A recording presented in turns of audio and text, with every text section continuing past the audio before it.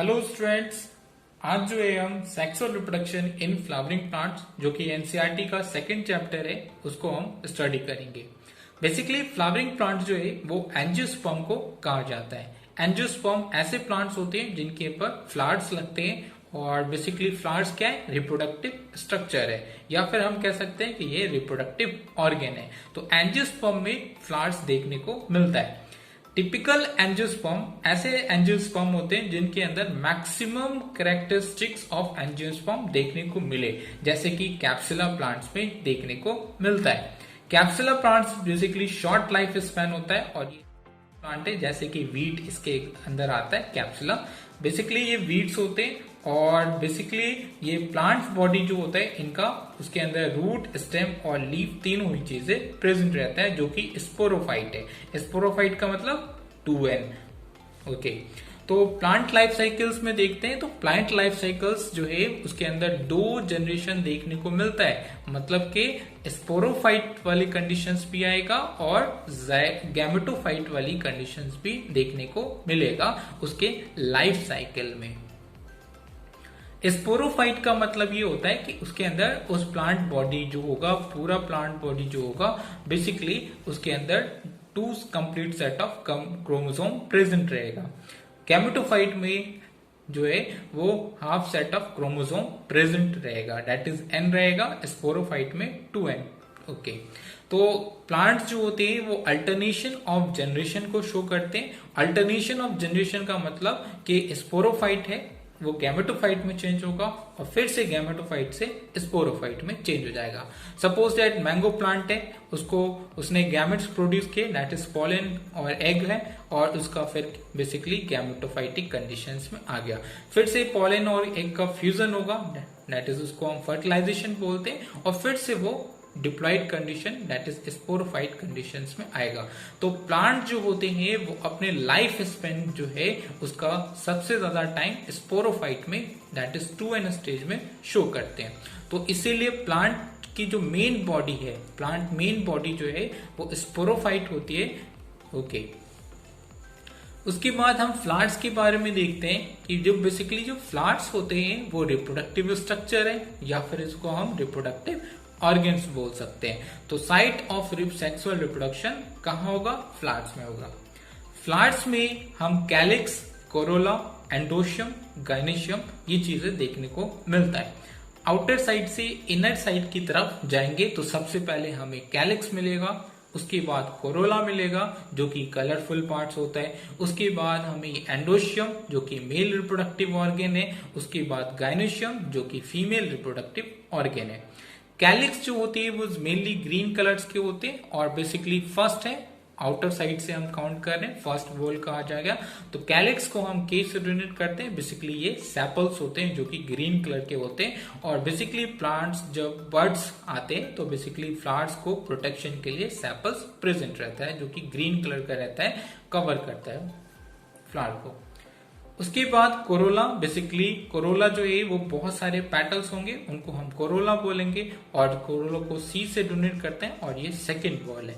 उसी तरह से स्टेमन, बहुत सारे स्टेमन प्रेजेंट रहेंगे, कलेक्टिवली हम उनको एंडोशियम बोलते हैं और एंडोशियम को ए से डोनेट करते हैं जो कि थर्ड वॉल है। ओके, हम बाहर से अंदर की तरफ जा रहे हैं तो सबसे पहले सेपल्स मिलेगा, फिर पेटल्स मिलेंगे, उसके बाद स्टेमन और सबसे इनर मोस्ट जो होगा वो carpel, female reproductive organ that is gynoecium देखने को मिलेगा। तो कैलिक्स, कोरोला जो होते हैं बेसिकली नॉन एसेंशियल होते हैं। Non essentials means that accessory parts होते हैं, बेसिकली इनका ज्यादा रोल नहीं होता। स्टार्टिंग में प्रोटेक्शन प्रोवाइड करते हैं सेपल। पेटल्स जो होता है वो कलरफुल होता है जो कि इंसेक्ट्स को अपनी तरफ अट्रैक्ट करता है। एंडोशियम, गाइनेशियम जो है बेसिकली एसेंशियल है, दैट इज रिप्रोडक्टिव पार्ट्स है। एंडोशियम जो है मेल रिप्रोडक्टिव ऑर्गन है, गाइनेशियम जो है वो फीमेल रिप्रोडक्टिव ऑर्गन है।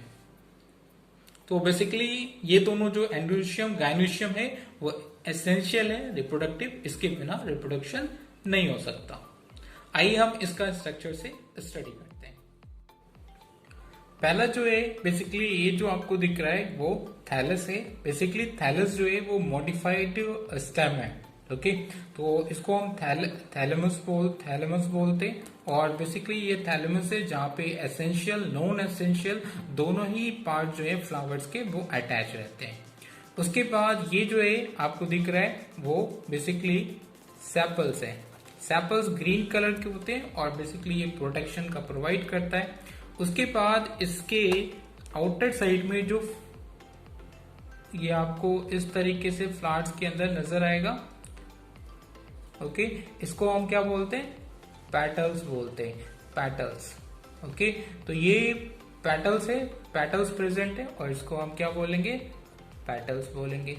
ओके, और बेसिकली उसके बाद हम और अंदर की तरफ मूव करेंगे तो हमें ये स्टेमन मिलेगा। ओके, स्टेमन जो कि मेल रिप्रोडक्टिव ऑर्गेन है। स्टेमन में जो फर्स्ट पार्ट है, ये वाला जो पार्ट है, इसको हम क्या बोलते हैं, एंथर बोलते हैं। ओके, एंथर बोलते हैं। और ये जो है सपोर्टिव पार्ट, इसको हम फिलामेंट बोलते हैं। ओके, फिलामेंट बोलते हैं। उसके बाद सबसे इनर मोस्ट में आएंगे तो हमें सब ये जो है वो पिस्टल है, इसको हम कार्पेल भी बोलते हैं। और बेसिकली पिस्टल में 3 पार्ट, फर्स्ट वन इज ये स्टिग्मा, स्टिग्मा बोलते हैं, जहां पे पॉलन जो है वो एंथर से रिलीज होगा और स्टिग्मा के ऊपर लैंड करता है, जहां पे पॉलन का जर्मिनेशन होगा। इसके आगे टॉपिक्स में हम देखेंगे कि किस तरह से पॉलन लैंड होगा, किस तरह से जर्मिनेट होगा। तो बेसिकली ये स्टिग्मा है जहां पे पॉलन आकर के लैंड होता है। उसके बाद ये लॉन्ग पार्ट है और इस लॉन्ग पार्ट को हम स्टाइल बोलते हैं, स्टाइल बोलते हैं। उसके बाद ये जो पार्ट है, ये जो पार्ट है, इसको हम ओवरी बोलते हैं, ओवरी बोलते हैं, जिसके अंदर एग प्रेजेंट रहता है। तो बेसिकली ओवरी हो गया। ये वाला जो पार्ट है वो ओव्यूल है। ओके, ओव्यूल के अंदर एग प्रेजेंट रहेगा। तो बेसिकली ये पूरा क्या है, ओवरी है, ओवरी के अंदर ओव्यूल, और ओव्यूल जो है वो प्लासेंटा से अटैच रहता है। तो ये दिख रहा है आपको, बेसिकली ये क्या है, प्लासेंटा, प्लासेंटा है ये। तो हमने देखा कि एसेंशियल नॉन एसेंशियल दोनों ही फ्लावर्स के पार्ट्स देखे। एसेंशियल्स में बेसिकली कौन से हैं, स्टेमन और पिस्टल। नॉन एसेंशियल्स में बेसिकली ये पेटल्स और ये सेपल्स नॉन एसेंशियल्स में आते हैं। और ये थैलेमस है जिसमें ये सारे जो नॉन एसेंशियल और एसेंशियल जो है वो अटैच रहते हैं। एक सबसे इंटरेस्टिंग क्वेश्चन होता है कि बेसिकली फ्लावर्स होते क्या है, ठीक है, फ्लावर्स का फॉर्मेशन होता कैसे है। तो बेसिकली फ्लावर्स जो है वो मॉडिफाइड शूट है। मॉडिफाइड शूट का मतलब कि शूट्स जो था प्लांट का, रूट होता है, शूट होता है, सबको पता है। तो शूट वाले पार्ट से फ्लावर्स बनते हैं। तो बेसिकली हमें पता है कि जो शूट होता है, सपोज दैट ये प्लांट कोई स्टेम है और बेसिकली यहाँ से लीव्स इस तरह से निकल रहा है और इस तरह से लीव्स निकल रहा है, ठीक। तो ये ऊपर के साइड शूट जो होता है, इसके पास मेरिस्टेमेटिक टिश्यू रहता है और मेरिस्टेमेटिक टिश्यू से नए नए फिर नोड्स और इंटरनोड्स बनते जाते हैं जैसे जैसे ये ग्रो करता है। तो बेसिकली जब ये प्लांट्स ग्रो कर रहा होता है, ठीक है, तो जब ग्रो कर रहा होता है तो हमें पता है कि नोड्स का फॉर्मेशन होता है, ठीक, नोड्स का फॉर्मेशन होता है। मतलब कि यहाँ पे थोड़े बहुत मेरिस्टेम टिश्यू रह जाते हैं, फिर यहाँ से लीव्स का फॉर्मेशन हो जाता है, ठीक है। मेरिस्टेम टिश्यू रिस्पॉन्सिबल होता है फॉर्मेशन के लिए। बेसिकली 2 नोड्स के बीच का डिस्टेंस को हम क्या बोलते हैं, इंटरनोड्स बोलते हैं। मतलब कि दोनों के बीच का डिस्टेंस को हम क्या बोलेंगे, इंटरनोड्स बोलेंगे, ठीक है। 2 नोड्स के बीच का डिस्टेंस इंटरनोड्स कहा जाता है। तो बेसिकली फ्लावर्स का फॉर्मेशन जो है वो एपिकल मेरिस्टेम रिस्पॉन्सिबल है इसके फॉर्मेशन के लिए। तो होता कैसे, उसको हम थोड़ा सा देख लेते हैं कि किस तरह से होता है। तो एक डायग्राम के जरिए हम देखते हैं कि बेसिकली क्या है कि ये शूट पार्ट था, ठीक। शूट पार्ट में बेसिकली क्या हुआ कि नोड्स और इंटरनोड्स के बीच का डिस्टेंस बेसिकली बहुत ज्यादा कंप्रेस होने की वजह से कम हो गया। बेसिकली ये जो लाइनिंग दिख रहा है वो क्या है, नोड्स है, ओके। तो बेसिकली ये नोड्स है और 4 नोड्स होते हैं इस तरीके से, और नोड्स इंटरनोड का डिस्टेंस जो होता है वो बहुत कम हो जाता है। मतलब 2 नोड्स के बीच का डिस्टेंस बहुत ज्यादा कम हो जाता है। इसको मतलब कि कंप्रेस हो गया। तो यहाँ पे मेरिस्टेम प्रेजेंट रहेगा, ओके, यहाँ मेरिस्टेम प्रेजेंट है, ओके और मेरिस्टेमेटिक टिश्यू यहाँ प्रेजेंट है। तो बेसिकली जो आउटर साइड से हम देखें तो यहाँ पे क्या फॉर्म हो जाता है, सैपल्स का फॉर्मेशन हो जाता है, जो कि आपने अभी पढ़ा कि सैपल्स ग्रीन कलर के होते हैं। तो यहाँ सैपल्स का फॉर्मेशन हो जाता है। उसी तरह से दूसरा वाला जो होता है बेसिकली यहाँ पे फिर पेटल्स का फॉर्मेशन हो जाता है, जो कि आप कलरफुल पार्ट्स फ्लावर्स में देखते हैं।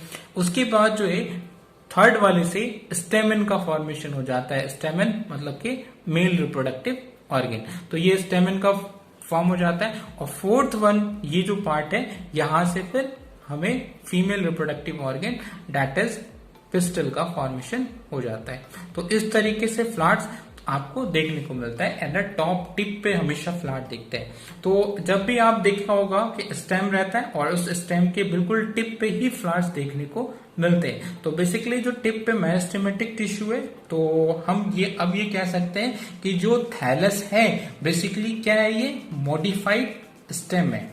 ओके, ये पूरा क्या हुआ, थैलस हुआ। इसी को तो हमने थैलस कहा था, इस पार्ट को थैलस कहा था। तो बेसिकली थैलस जो है वो मॉडिफाइड स्टेम हो गया। और जो कोरोला, कैलिक्स, एंडोशियम, गाइनोशियम, ये चार पार्ट आपने पढ़ा, ठीक है। तो ये बेसिकली कैसे क्या होते हैं, ये मॉडिफाइड लीव्स होते हैं। ओके, तो ये फर्स्ट, सेकेंड, थर्ड और ये फोर्थ। ओके, तो ये जो चारों है बेसिकली क्या है, मॉडिफाइड लीव्स होते हैं। ओके, तो उसके बाद बात करते हैं फ्लावर इज मॉडिफाइड शूट है और एट थैलस 4 नोड्स प्रेजेंट रहता है, जो कि आपने यहां देख लिया कि फर्स्ट, सेकंड, थर्ड, फोर्थ। ठीक है, तो फर्स्ट से जो है वो सैपल्स आ गया, सेकंड से कोरोल पेटल्स आ गए, ठीक, और थर्ड से स्टेमन आ गया और फोर्थ से पिस्टल आ गया। तो ये एट थैलस 4 नोड्स प्रेजेंट रहता है, बट इंटर नोड कैसे हो जाते हैं, रिड्यूस हो जाता है, मतलब कि उनके बीच का, नोड्स के बीच का डिस्टेंस बहुत ज्यादा कम हो जाता है। तो बेसिकली फ्लोरल पार्ट जो है वो मॉडिफाइड लीव्स होता है और जो थैलस पार्ट है वो मॉडिफाइड स्टेम होता है। उसके बाद हम रिप्रोडक्शंस की बात करते हैं। फ्लावर्स रिप्रोडक्शंस के लिए होते हैं, ठीक है, जहां पे सेक्सुअल रिप्रोडक्शन टेक प्लेस होता है। तो reproduction basically sexual reproduction take place होता है। और प्लांट्स के केस में दोनों तरीके के रिप्रोडक्शन देखने को मिलते हैं। सेक्सुअल रिप्रोडक्शन भी देखने को मिलता है, एसेक्सुअल रिप्रोडक्शन भी देखने को मिलता है। तो सेक्सुअल रिप्रोडक्शन की हम यहाँ बात करेंगे, बेसिकली ये फ्लावरिंग प्लांट्स है। और फ्लावरिंग प्लांट्स में हमेशा कैसा रिप्रोडक्शन होगा, सेक्सुअल रिप्रोडक्शन टेक प्लेस होता है। तो सेक्सुअल रिप्रोडक्शन में हमने last chapter reproduction in organism में भी हमने काफी ज्यादा डिस्कशन किया था कि सेक्सुअल रिप्रोडक्शन में 3 स्टेज होते हैं, ठीक है, या फिर इवेंट इन सेक्सुअल रिप्रोडक्शन हमने टॉपिक पढ़ा था लास्ट चैप्टर में। तो बेसिकली सेक्सुअल रिप्रोडक्शन में 3 स्टेज देखने को मिलते हैं, या फिर आप 3 इवेंट्स कह लो, ठीक है। तो प्री फर्टिलाइजेशन इवेंट होता है, दूसरा फर्टिलाइजेशन इवेंट होता है और तीसरा पोस्ट फर्टिलाइजेशन इवेंट होता है। तो प्री फर्टिलाइजेशन इवेंट में बेसिकली क्या होते हैं, गैमेट्स का फॉर्मेशन होता है, जिसे हम गैमेटोजेनेसिस बोलते हैं। उसी तरह से फिर गैमेट्स का फॉर्मेशन हो जाएगा तो गैमेट ट्रांसफर होगा, और गैमेट ट्रांसफर को हमने डिटेल में पढ़ा है लास्ट चैप्टर में, रिप्रोडक्शन इन ऑर्गेनिज्म, जो कि फर्स्ट चैप्टर है। उसके बाद फ्यूजन ऑफ गैमेट्स होगा, गैमेट्स का फॉर्मेशन होगा, गैमेट ट्रांसफर होगा, gametes male and female gametes move करेगा और फिर फाइनली उसका फर्टिलाइजेशन टेक प्लेस होगा। जब फर्टिलाइजेशन टेक प्लेस होगा तो उसके बाद फिर पोस्ट फर्टिलाइजेशन इवेंट आता है, मतलब फर्टिलाइजेशन कंप्लीट हो गया, उसके बाद फर्टिलाइजेशन के बाद जो भी इवेंट होगा उसको हम पोस्ट फर्टिलाइजेशन इवेंट बोलते हैं। तो formation of zygote, development of embryo और formation of fruits and seeds, ये जो है वो पोस्ट फर्टिलाइजेशन इवेंट के अंदर आता है।